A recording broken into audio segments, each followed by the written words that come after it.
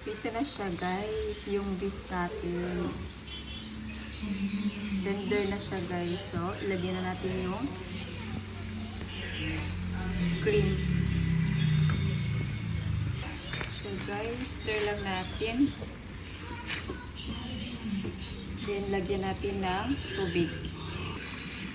Siya guys, isimmer muna natin siya ng 15 to 20 minutes. So, ayan guys, para lalong manunuot yung sarap, ilalagay na natin yung Indian meat curry natin, yung Rogan Josh. Ayan. Natin ng kaunti. Ang bango.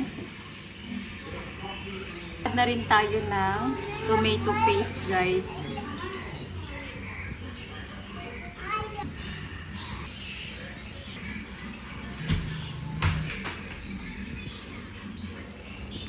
So, lagyan natin ng ground coriander guys kasi kung fresh. Ito na siya guys. Luto na ang ating Indian meat curry.